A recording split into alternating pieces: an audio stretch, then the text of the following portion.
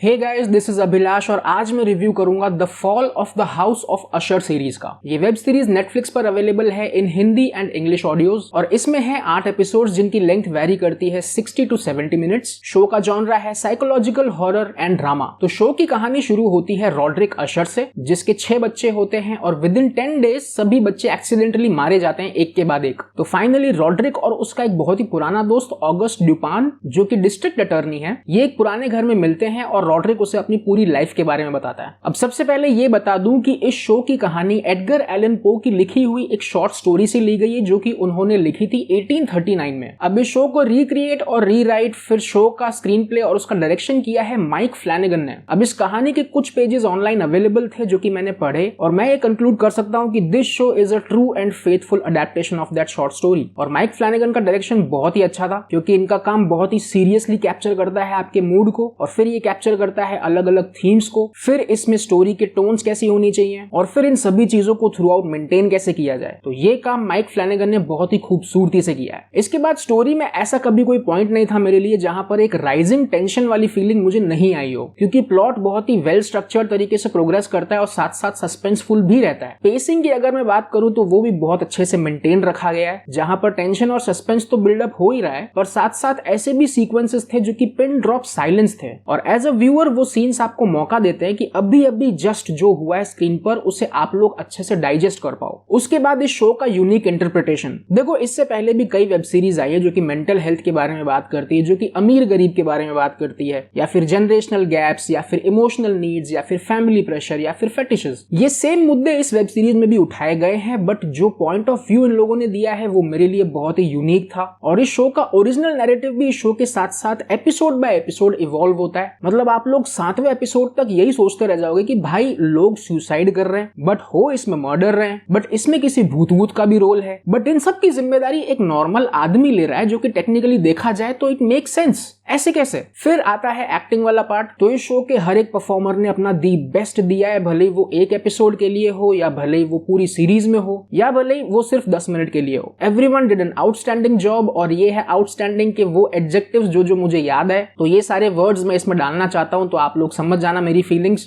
फिर इसके बाद मैं ये भी कंक्लूड कर सकता हूं कि ये शो एक सिनेमैटिक एक्सीलेंस है, जैसे कि सिनेमेटोग्राफी में कैमरा एंगल्स, लाइटिंग, कंपोजिशन, ये सब विजुअली स्टनिंग थे। साउंड डिजाइन जिसमें है म्यूजिक, डायलॉग्स और साउंड इफेक्ट्स, तो ये इनहेंस करता है इस पूरी सीरीज के एटमॉस्फेयर को। फिर विजुअल इफेक्ट्स भी बहुत हाई क्वालिटी के थे और कई जगह पर सीजीआई भी यूज किया है, but you can never tell the difference, क्योंकि ये सीरीज मैंने पूरी की पूरी बड़े स्क्रीन पर देखी और उसमें से भी मैं बहुत कम बार आइडेंटिफाई कर पाया। अब इन सब के बाद अगर आपको ये उम्मीदें हैं कि भाई हमको जंप स्केयर्स चाहिए पूरे शो में, तो सॉरी, ये शो आप मत देखना। ये शो एक साइकोलॉजिकल हॉरर है और आपको गूज बम्स तक भी पहुंचने के लिए मेंटल एक्सरसाइज करनी पड़ेगी कि अभी ये जो कैरेक्टर हमको दिखाया जा रहा है स्क्रीन पर, ये क्या फील कर रहा होगा, इसने ये डिसीजन क्यों लिया और ये इस डिसीजन तक कैसे पहुंचा। ये मेहनत आपको करनी पड़ेगी अपनी साइड से। और कुछ लोगों को इस शो की लेंथ काफी लंबी लग सकती है, बट अगर सच में आपको कुछ बढ़िया देखना है, मास्टरपीस देखना है, तो this is worth your time. Finally इस शो में सेक्स सीन्स हैं, न्यूड सीन्स हैं, सुसाइड सीन्स हैं, सेक्सुअल वायलेंस है, खून खराबा है और गालियां हैं। और मेरी साइड से इस शो को मैंने IMDb पर 10 out of 10 दिए।